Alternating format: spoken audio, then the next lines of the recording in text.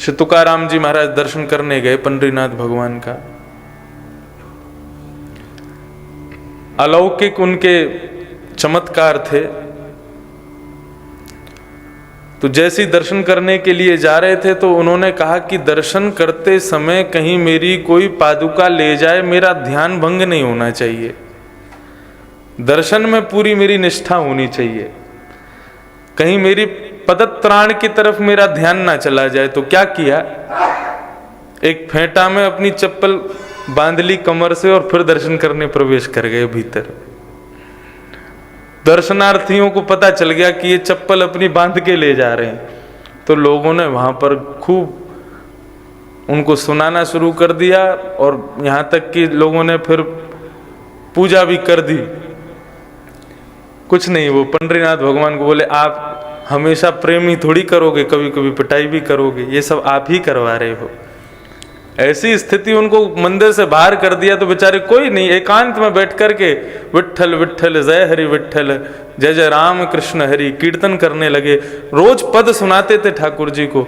जैसे ही कीर्तन करना प्रारंभ किया तो श्री पंडरीनाथ महाराज का मंदिर का मुख तुकाराम जी जहां बैठे थे वहां की तरफ अपने आप घूम गया, पूरा मंदिर ही घूम गया और सामने श्री तुकाराम जी बैठ के कीर्तन कर रहे हैं, ठाकुर जी सुन रहे हैं। कल इसी विषय को लेकर के कथा को विराम किया गया था कि वैष्णव भक्त अपराध भगवान को प्रिय नहीं है। श्री जगन्नाथ भगवान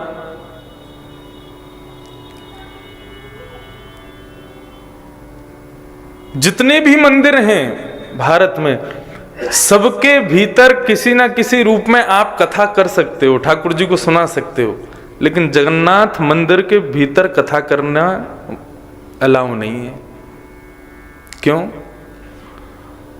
एक बार की बात, कोई वैष्णव कथा कर रहे थे, जगन्नाथ जी के दर्शन खुले थे, तो जगन्नाथ जी का एक बड़ा प्रेमी भक्त था। वो क्या करता था, वो जैसे ही नीचे से ऊपर की ओर बढ़ता था तो कीर्तन करता हुआ आता, जय जगन्नाथ जय बलदेव जय सुभद्रा जय लीलाचल धाम, यही कीर्तन करता था।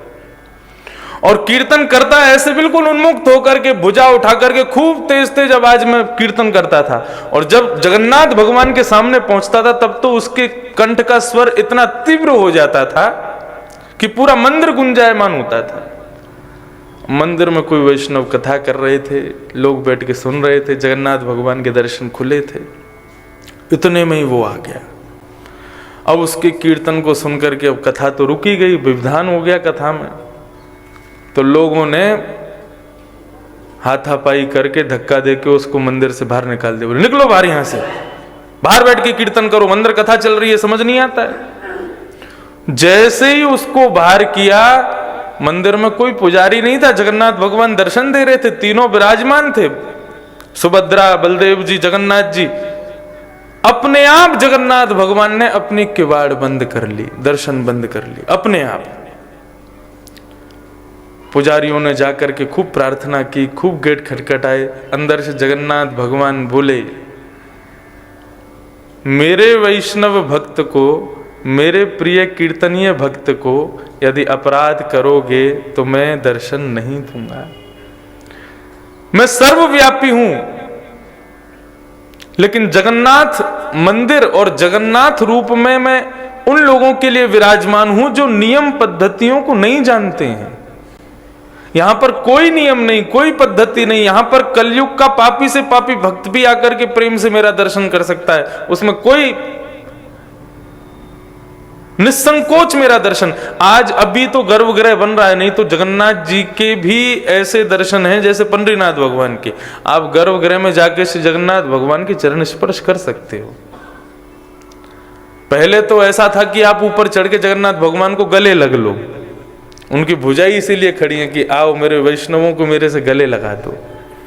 लेकिन अब गले तो नहीं, पैर तो हमने भी छुए, चरण स्पर्श का सौभाग्य तो मुझे भी मिला है। जगन्नाथ भगवान आगे जाए, ये विशाल स्वरूप सामने खड़े हैं, जगन्नाथ स्वामी नयन पथगामी भवतु में ऐसे विशाल नेत्र हैं। जगन्नाथ भगवान ने फिर उसी दिन कह दिया कि आज के बाद हमारी जो कथा है वो पूरे सारे तीर्थों में सुनाओ, सब जगह सुनाओ, लेकिन जगन्नाथ मंदिर में कीर्तन की प्रधानता रहेगी। कथा करनी है तो मंदिर के बाहर करो, हम कीर्तन प्रिय देव हैं। तो ठाकुर जी की प्रत्येक लीला, प्रत्येक भक्त के लिए ठाकुर जी कोई ना कोई लीला करते ही रहते हैं।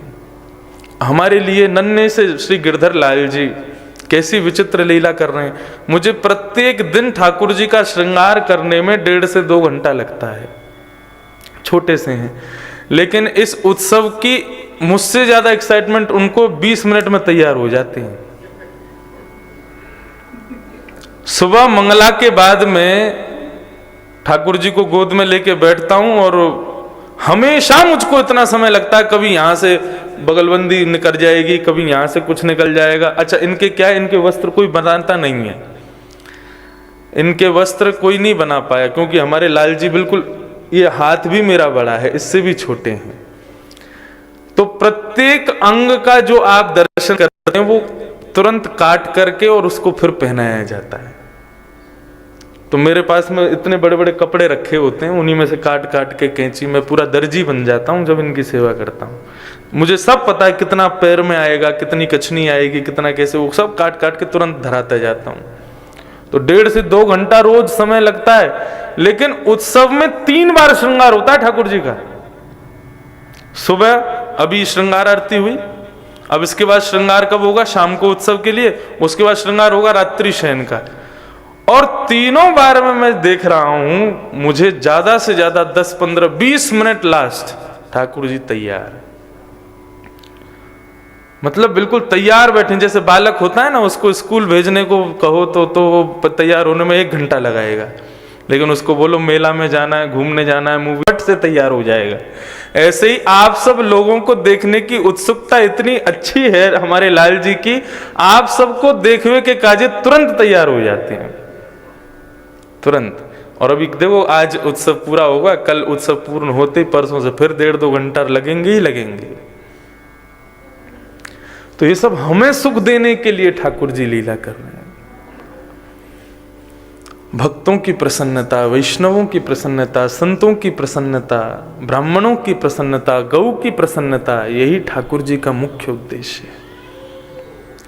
ये सब प्रसन्न हैं तो ठाकुर जी को भी अति प्रसन्नता है।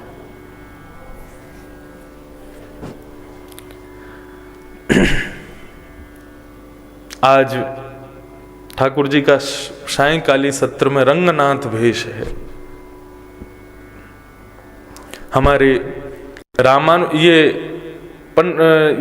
पहले वाले पोल पर जो ये चित्र लगा है, ये नाथ द्वारा के विश्राम दिवस पर रंगनाथ भेष का दर्शन है ठाकुर जी का। आज पुनः रंगनाथ भेष हमारी रामानुज परंपरा के अनुसार ठाकुर जी धारण करेंगे।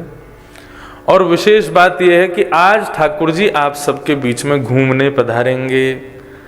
तो यहाँ से रथ लेकर के घूमेंगे और इस प्रकार ठाकुर जी यहाँ का भ्रमण करेंगे। खूब आनंद होगा, खूब आनंद से नाचते गाते कीर्तन करते हुए ठाकुर जी की रथ यात्रा करेंगे। पूज्य पिताजी महाराज एवं पूज्य श्री जगत गुरु रामानुजाचार्य श्री राघवाचार्य जी महाराज भी हमारे साथ रहेंगे और भी सब वैष्णव संत वृंद यहाँ विराजेंगे। और ठाकुर जी अभी तक पूरी पुष्टि पद्धति से शाम को सेवा कर रहे थे, लेकिन आज रामानुज पद्धति से ठाकुर जी की सेवा होगी। और कल का नियम तो आपको पता ही है कि कल सुबह मंगला, फिर श्रृंगार, कथा, राजभोग और फिर वृंदावन परिक्रमा। 3 बजे से परिक्रमा केसी घाट से प्रारंभ होगी। ठाकुर जी के बैलगाड़ी वहाँ पर व्यवस्थित होगी, उसमें ठाकुर जी बैठेंगे, हम सब लोग पैदल पैदल लेके उनको वृंदावन की परिक्रमा करा के लाएंगे। तो ये ठाकुर जी के उत्सव का कल विराम है। उत्सव का वैसे तो आज ही विश्राम है, आज विश्राम उत्सव है। कल कथा का विश्राम होगा और अगली कथा कहाँ होगी उसकी भी घोषणा ठाकुर जी के कर कमलों से जो वे कहेंगे, जो आज्ञा वो करेंगे, वहाँ की होगी। कथाक्रम में हम लोग प्रवेश करें। लाइब्रेरी में जहां नजर घुमाओगे वहां पर किताब ही दिखेगी। पुस्तकालय में जहां नजर घूमेगी वहां किताब ही दिखेगी। भोजनालय में जहां नजर घुमाओगे वहां प्रसाद ही दिखेगा, भोजन ही दिखेगा। ऐसे ही ये संसार को हमारे शास्त्रों में दुखालय बताया गया। यहां जहां नजर घुमाओगे वहां दुख ही दुख दिखेगा। सब दुखी हैं। इस दुखालय ने भगवान के ही अवतार बुद्ध का प्रणयन किया। ज्योतिषों ने मना कर दिया था कि हे राजन, आप अपने इस बालक को कभी बाहर मत आने देना। राजा ने बड़ी बड़ी दीवारें खड़ी करवा दी, मेरे पुत्र को कभी बाहर देखना ना पड़े, जाना ना पड़े। सारी सुख संपत्ति राजमहल के अंदर ही उपस्थित कर दी।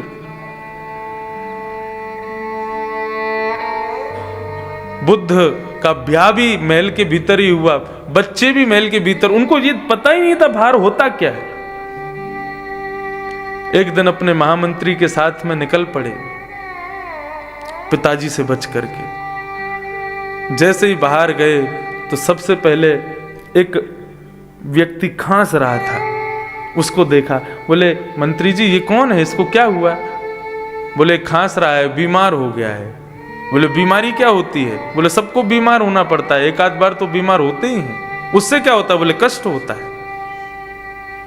थोड़ा आगे गए तो एक वृद्ध को देखा। बोले, ये क्या है? बोले, ये वृद्धावस्था है। बाल अवस्था, युवावस्था और उसके बाद में वृद्धावस्था आती है।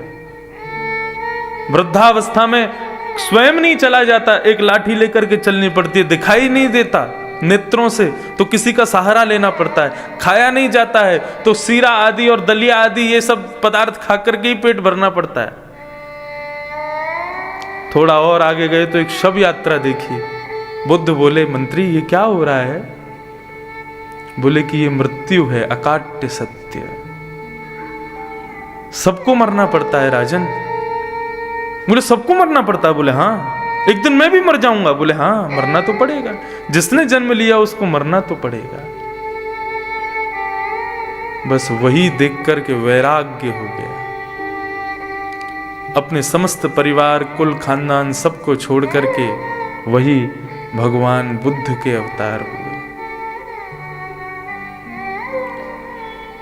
सोचो, यदि सब जगह केवल सुख होता तो संसार कैसा होता? कभी कथा नहीं होती यदि सुख होता तो। कथाएं होती भी तो कोई सुनता नहीं। मुझे माफ कीजिएगा, लेकिन भागवत कथा श्रवणार्थियों में 3 श्रेणियां होती हैं। पहली, भक्त, जिसको दुख सुख से कोई मतलब नहीं है, उसको केवल भगवत कथा श्रवण में रुचि है, इसलिए उसको सुनना है। दूसरी श्रेणी होती है निमंत्रित व्यक्ति, जिसको आमंत्रण भेजा गया है। आप आओ, कथा में बैठो, पधारो, उत्सव है, आना तो पड़ेगा। ये निमंत्रित लोग भी आते हैं। और तीसरे, जो अपने काल, कर्म, स्वभाव, परिवार, व्यापार सबसे दुखी हैं, वे आते हैं। क्यों? क्योंकि इस असार संसार में, यदि इस भयंकर दुखालय में यदि कहीं सुख की अनुभूति होती है तो वो भगवत कथा में ही होती है। यहां पर बैठकर के भगवत कीर्तन भी कर लिया जाए तो हम भले ही 3 घंटे के लिए सही अपने सारे कष्टों को, दुखों को भूल तो जाते हैं कम से कम। दुख ही मानव की संपत्ति है, फिर दुख से क्यों घबराता है? यदि दुख ना होता, सब जगह केवल सुख होता, तो मानव कर्मनिष्ठ नहीं होता। सब आलसी होते, हम आप सब लोग। हमारे जीवन में दुख ही इसलिए है कि हम सदैव लगे रहते हैं काम में कि हमें सुख मिले, सुख मिले, सुख मिले। और उस सुख को पाने के चक्कर में हम कम से कम कर्मनिष्ठ तो बने रहते हैं, मेहनत तो करते रहते हैं, कुछ ना कुछ करते तो रहते हैं। इस उत्सव में भी आने से इसका अभिप्राय क्या है, क्यों आए हो आप? उत्सव यजमानों ने तो खूब व्यय भी किया है इस उत्सव के लिए। पूज्य पिताजी महाराज ने, दास ने भी व्यय किया है। चैनल पर टेलीकास्ट हो रहा है, उसका भी व्यय होता है, सब चीज का व्यय होता है। इतना व्यय हम लोग करके यहां क्यों विराज रहे हैं कि इस असार संसार दुखालय में सुख की अनुभूति यहां होती है, उस सुख के लिए। और यदि हम सब सुखी होते, क्यों करते उत्सव, क्यों सुनते कथा, क्यों करते कर्म? घर में बैठे रहते, आराम से रजाई ओढ़ के पड़े रहते। हमको कर्मनिष्ठ बनाता है दुख। ये सब संवाद कौन कर रहा है? वो वृषभ कह रहे हैं परीक्षित से। श्री स्वामी विवेकानंद जी महाराज कहते हैं कि यदि आपके जीवन में कभी भी प्रतिकूलताएं नहीं आ रही हैं, सदैव अनुकूलताएं बनी हुई हैं, तो समझ लीजिए आप जी ही नहीं रहे हो। जीवन में यदि प्रतिकूलताएं आ रही हैं तो समझो कि हां हम जी रहे हैं। एक व्यक्ति गया स्वामी विवेकानंद के पास और विवेकानंद से जाकर के कहता है, आपके करोड़ों रुपया दान आता है, आपके इतने बड़े बड़े हॉस्पिटल और ये सब चल रहे हैं, मुझे ज्यादा नहीं, मुझे 20-25 लाख रुपए दान में दे दो। अरे एक आदमी का भला हो जाएगा, इतना तो आप कर ही सकते हो। तो स्वामी विवेकानंद उसको बोले कि चलो मेरे हॉस्पिटल में चलो, वहीं पे बैठ के तुमको 1-1 रुपया देंगे, जितना तुम बोलोगे सब देंगे, और उसके बदले हम कुछ लेंगे। बोले देने के लिए कुछ नहीं है। बोले नहीं, वो सारी वस्तु वो मांगूंगा जो तुम दे सकते हो। बोले ठीक है। स्वामी विवेकानंद अपने दफ्तर में ले गए, उसको बिठाया सामने और बैठ करके कहे कि एक काम करो, भगवान ने तुमको 2 आंख दी हैं, एक आंख बेच दो, 5 लाख रुपए में बिक जाएगी। हमारे हॉस्पिटल में कई बेचारे नेत्रहीन लोग हैं, तुम्हारी आंख किसी को दृष्टि दे देगी, तुम एक आंख से देख लेना, 5 लाख रुपए मिलेंगे। बोले नहीं नहीं, आंख तो नहीं दे सकता मैं, तो फिर पैसे का करूंगा क्या? इतना पैसा लेकर के जब आंख ही नहीं होगी तो देखूंगा किसको? तो स्वामी विवेकानंद बोले तो आंख नहीं दे सकते तो फिर एक काम करो, 2 किडनी भगवान ने दी, 1 किडनी दे दो। यहाँ पे बहुत सारे हॉस्पिटल में हमारे मरीज हैं, उनके पास किडनी नहीं है, 1 दे दो अपनी। बोले किडनी दे दूंगा तो फिर पैसे से भोग कैसे करूंगा मैं? किडनी भी नहीं दे सकता। अपना 1 लंग दे दो, हाथ दे दो, कुछ नहीं तो अपने केश दे दो। सबका हिसाब लगा करके स्वामी विवेकानंद ने उसको 25 लाख रुपए बता दिए। बोले ये एक चीज दे दो, 25 लाख रुपए अभी दे दूंगा मैं। लेकिन उस व्यक्ति ने सबको देने से इनकार कर दिया। बोले ये नहीं दे सकता। बोले तू मुझसे 25 लाख रुपए मांग रहा है, तू स्वयं करोड़ों का भगवान ने तुझे निर्मित किया है, तू क्यों ना अपने इन प्रत्येक अंगों से कर्म करके अपने जीवन को सुखद बना ले। स्वामी विवेकानंद की वो बात सुनकर के उस आदमी को प्रसन्नता हुई, प्रणाम करके तुरंत कर्मनिष्ठ हो गया। हम लोग श्रम ही इसीलिए करते हैं क्योंकि जीवन में कष्ट है, दुख है, और यही बात वृषभ यानी कि धर्म परीक्षित से कह रहे हैं। परीक्षित ने जब ये बात समझी, कलयुग के पास गए और कलयुग से जाकर के कहने लगे, कौन हो, क्यों आए हो मेरे राज्य में? बोले तो द्वापर आया, द्वापर गया, मैं आ गया, मुझे आप नहीं भेज सकते। लेकिन हां, इतना हो सकता है कि आप चाहें तो मुझे कुछ स्थान प्रदान कर सकते हैं।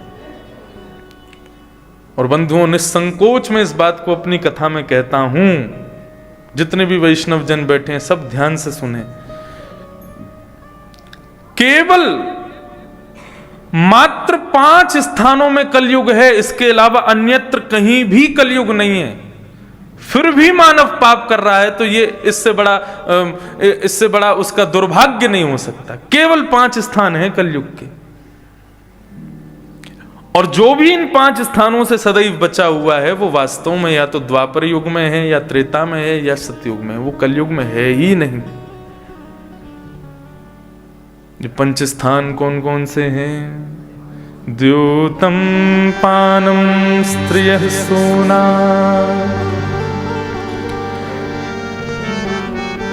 यत्राधर्मश्चतुर्विध,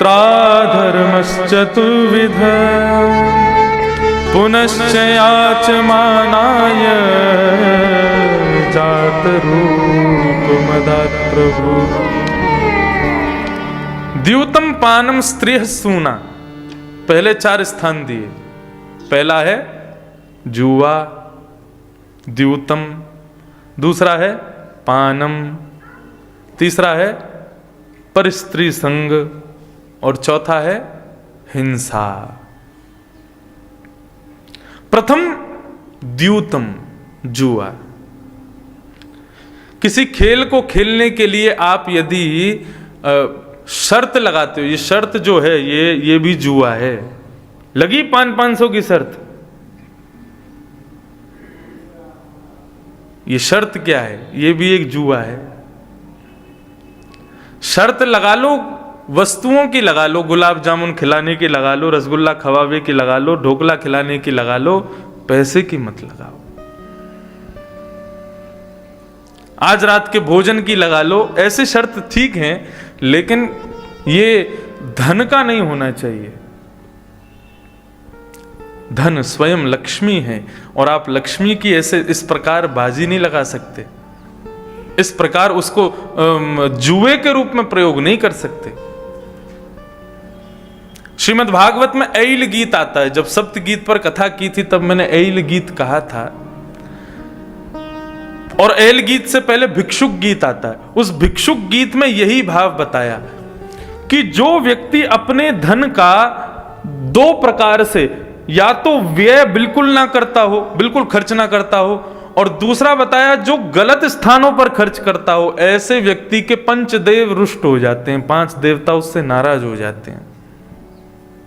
सूर्य, गणपति, देवी, विष्णु और शिव, ये 5 देव उससे रुष्ट हो जाते हैं, नाराज हो जाते हैं। 2 प्रकार के लोगों से, एक तो अति कंजूस जो धन निकालते ही नहीं है अपने जेब से, उनसे भी, और एक उनसे जो केवल धन का प्रयोग केवल अपने व्यय के, अपने भोग के लिए करते हैं। जुआ खेलेंगे, मदिरा पिएंगे, उल्टे सीधे काम करेंगे, और सब दुनिया भर के नशा पत्ती आदि करने वाले लोगों के 5 देव रुष्ट हो जाते हैं, जो लक्ष्मी का व्यय गलत तरीके से करते हैं। तो द्यूतम पाप है। किसी की पत्नी को दाव पर लगाने का अधिकार आपको नहीं है। भगवान ने कृपा करके अपनी पत्नी को हमारे पास भेजा है ताकि हम उसके सदुपयोग से अपना जीवन निर्वहन करते हुए भगवत भजन कर सकें। लेकिन यदि उस लक्ष्मी का किसी ने दुरुपयोग किया, मैं तो कहता हूं कि मानव के भीतर जितने भी गुण हैं समस्त सब लक्ष्मी के स्वरूप हैं। किसी के पास कंठ है, हमारे प्रेम जी बहुत सुंदर गाते हैं, कंठ है, उनकी कंठ ही लक्ष्मी है, क्योंकि उनका कंठ ही उनके पूरे परिवार को चला रहा है। हमारे तबला वाले भैया, वो बढ़िया, उनके हाथों में ही लक्ष्मी बैठी है, वो तबला बजाते हैं, उसी से ही लक्ष्मी आती है। मेरी वाणी में लक्ष्मी बैठी है, तो हमारे गुण ही लक्ष्मी हैं। उस लक्ष्मी का असद स्थान पर व्यय मत करो। श्री सूरदास जी महाराज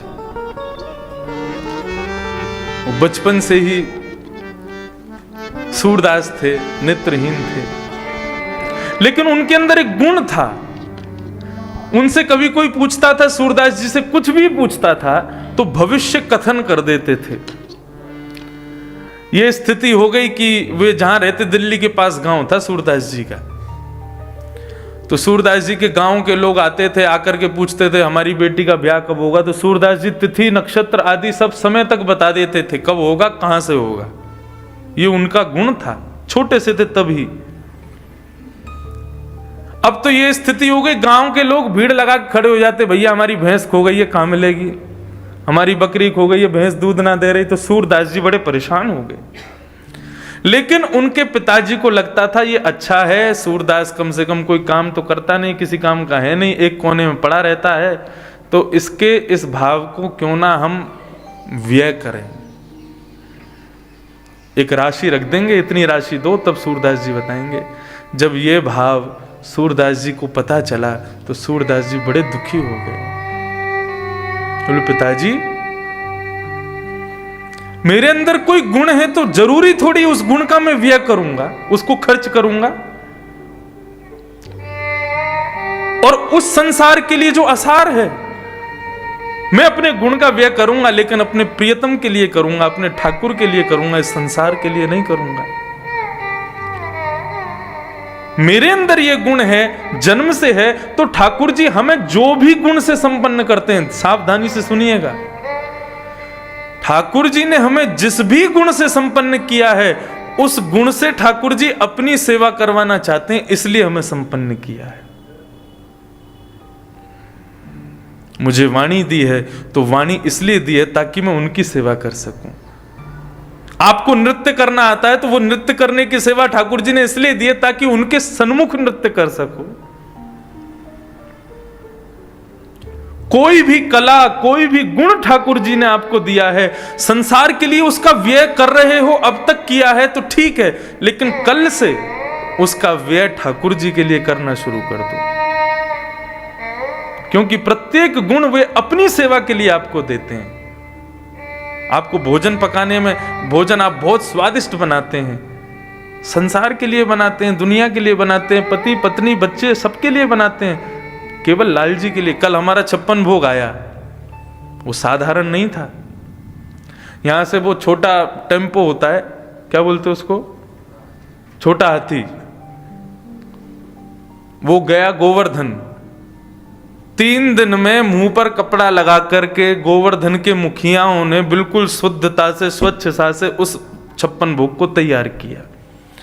तो मुझे बता रहे जब वो गाड़ी वहां पहुंची उसको सामान पूरा 56 भोग लेने, तो पूरी गाड़ी को उन्होंने धोया, धो करके गाड़ी में सातिया काढ़ा, हल्दी छिड़का, उसके बाद में ठाकुर जी का आवाहन करके उस गाड़ी की पूजा की, तब उसमें 56 भोग रखवा करके यहां भेजा।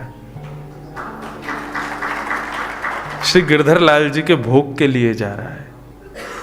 अपने प्रत्येक गुण को ठाकुर जी की सेवा में प्रस्तुत करने का प्रयास करो। श्री कुम्मन दास जी महाराज एक बार राग भैरव अलाप रहे थे, मुझे बड़ी बढ़िया लगती है ये कथा।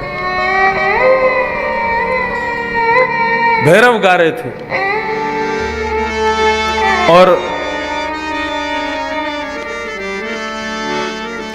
भैरव गाते गाते इतने में ही पीछे से फतेहपुर सीकरी का राजा वहां से निकल रहा था। जैसे ही भैरव राग सुना तो भैरव राग सुनकर के इतने आनंदित हो गए, बोले वाह वाह वाह वाह वाह, कौन गा रहा है? कुम्मन दास जी बोले ये बाबाई कौन कर रहा है? तो किसी सैनिक ने बताया, बोले कि फतेहपुर सीकरी के राजा वाहवाही कर रहे हैं आपके स्वर को सुनकर के। कुम्मन दास जी के सामने राग मालाएं रखी थी, विविध विविध राग उसमें लिखे हुए थे, उनकी सब आरोह अवरोह सब लिखे हुए थे। तो भैरव राग का पन्ना फाड़ दिया, बोले जिस राग को अपने ठाकुर जी को रिझाने के लिए गाता हूं उस राग पर ये राजा वाहवाही कर रहा है, नहीं गाऊंगा आज के बाद इस राग को, गाना ही नहीं है। लेकिन राजा के कानों को ऐसा चस्का लगा उनके स्वर का, रोज पालकी भेजते हैं, रोज लोगों को भेजते हैं, बोले उनको एक बार मेरे दरबार में ले आओ, अपने मित्रों के सन्मुख उनके गायन को प्रस्तुत करते मेरी गरिमा बढ़ेगी, उनके स्वर को सुनकर के मेरे मित्र प्रसन्न हो जाएंगे। लेकिन कुम्मन दास जी महाराज रोज टाल देते। कुम्मन दास जी ज्यादा धनाढ्य परिवार से नहीं थे। ऐसा बताते हैं कि वे जब अपना स्वरूप तिलक बनाते थे तो वो बनाने के लिए भी एक परात में जल भरते थे और उस जल में अपना मुख देख करके तब तिलक आदि स्वरूप बनाते थे। बिस्तर नहीं थे घर में तो झाड़ फूस के ही बिस्तर बना करके उस पर बैठते थे। ऐसे कुम्मन दास जी, और उनको धन की तो आवश्यकता, पूरा परिवार पीछे पड़ गया। बोले जाते क्यों नहीं हो, राजा स्वयं मुख करके आपको बुलाता है। कुम्भनदास जी बोले अब की बार आने तो अब की बार चले जाएंगे। अब की बार राजा के सब दूत आए, बोले महाराज आपको बुला रहे हैं, आप चलो। बोले हाँ आज चलेंगे। बोले आपके लिए पालकी भेजी है, बैलगाड़ी भेजी है, इसमें बैठ के चलो। बोले नहीं पैदल जाएंगे हम। पैदल फतेहपुर सीकरी गए, आगरा के पास। सुबह के चले, शाम को पहुंचे। शाम को जैसे ही राजा के दरबार में प्रस्तुत हुए, चारों तरफ राजा के मित्र बैठे हैं। क्या सुनना है राजा बताइए। राजा ने कहा कि हमें भैरव राग सुनना है, जो आप उस दिन अलाप रहे थे वही सुनाइए। बोले वैसे तो मैंने ठाकुर जी की सेवा में भैरव राग गाना बंद कर दिया। भैरव सुबह सुबह का राग होता है। जो लोग सुबह मंगला में आते हैं तो मंगला करने के बाद में यहां पर ठाकुर जी को भैरव गा करके उठाया जाता है। ठाकुर जी को राग समय अनुसार सुनाने चाहिए। इसके पीछे भी कथाएं हैं। श्रीनाथ जी का एक द्वारपाल था, उसने सवेरे भैरव राग सुन लिया, गुसाई जी गाते हैं। उसको इतना अच्छा लगा कि रात्रि में जब ठाकुर जी को शयन करा के गुसाई जी चले गए तो वो रात भर भैरव गाता था। रात भर उसके भैरव को सुन के भीतर बैठे हुए ठाकुर जी उठ जाते। अब भैरव राग का मतलब ही यही है, ठाकुर जी का अलार्म है वो। उसको सुन के ठाकुर जी कितनी भी गहरी नींद में हो उठ जाते। तो अब वो भैरव गा रहा था, ठाकुर जी बैठे बैठे जैसी झोंका आवे इतने में ही वो कोई तान छेड़ दे भैरव की, फिर ठाकुर जी उठ जाए। मोहन जागिए बलि जई है, लाला जागिरे बल जई। और यही गाता पूरी रात। सवेरे जैसे मंगला का दर्शन खुला, महाराज ठाकुर जी खड़े हैं भुजा ऊपर करके और नीचे नजर करके, और सामने गुसाई जी मंगला कर रहे हैं और ठाकुर जी बीच बीच में झोंके ले रहे हैं और ऐसे ऐसे घूमे, मुकुट कभी इधर कभी उधर। आप एक चीज का दर्शन पता नहीं आपको होता है कि नहीं, हमारे लाल जी पूरे दिन खड़े रहेंगे, कुछ नहीं करेंगे। जैसी आरती होगी या तो छड़ी गिर देंगे या बंसी गिर देंगे या कुंडल टेढ़ा कर देंगे या मोती गिर देंगे। अभी भी श्रृंगार में 2 बार मैंने बंसी ठीक करी, दोनों बार गिर दी। उसमें नीचे लगाव लगा है, वो नहीं निकल सकती वहां से, फिर भी गिरते हैं। क्यों? अब इसका भाव देखो आप लोग, अन्यथा मत समझना। ठाकुर जी तो सो रहे हैं लेकिन अर्चक की नींद पूरी नहीं है, इसलिए ठाकुर जी को नींद आ रही है। हमारी नींद पूरी नहीं हो रही, रात में खूब देर तक जगना हो रहा है, सुबह जल्दी उठ के ठाकुर जी की सेवा पूजा और फिर श्रृंगार, फिर कथा, फिर दोबारा श्रृंगार, पूरी व्यवस्था शाम की, फिर रात्रि में। इसलिए ठाकुर जी बार बार बंसी गिर गिर के ये बताते हैं, बोले कि मुंह को सुबह के खुद कथा करवे जा रहा हो, तू कब सोएगा? तो गुसाई जी आए, बोले देखे लाल जी अभी सो नहीं रहे, आंखें लाल पड़ी हैं। लाल जी आपको श्रम हुआ? कहाँ गए थे रात को? बोले मैं कहीं ना गए हो। बोले हमको बताओ क्या हुआ? बोले वो अभी नयो द्वारपाल आया हो ना, वाकू रागन की इतनी पतो ना है, वो रात में भैरव गावे, सुबह के भैरव को सुन के मुंह को नींद नहीं आवे। गुसाई जी बोले हमारे लाल जी को श्रम हुआ, द्वारपाल को हटा दिया, बोले चले जाओ यहां से। अब वो चला गया। अब रात्रि में ठाकुर जी सोए तो ठाकुर जी पूरी रात बेचैन होने लगे। तो सवेरे मंगला में फिर झोंके आए। तो गुसाई जी बोले जरूर कोई और बात है, द्वारपाल तो हटा दिया हमने, फिर क्यों नहीं सोया पूरी रात? बोले अब हमारा नियम बदल गया है, अब हमको भैरव सुन के ही नींद आती है, अब उसी को बुलवाओ वापस। तो ठाकुर जी बड़े प्रेमी हैं रागों के। तो भैरव राग प्रातः काल का राग है और रात्रि का राग बिहाग, सोरठ, ये सब रात्रि के राग हैं। हम गाते हैं ना, गोवर्धन की रही है तलती, ये सुबह भी गा दिया ना तो ठाकुर जी के नेत्र बंद हो जाएंगे, उनको नींद आ जाएगी। ऐसा राग है।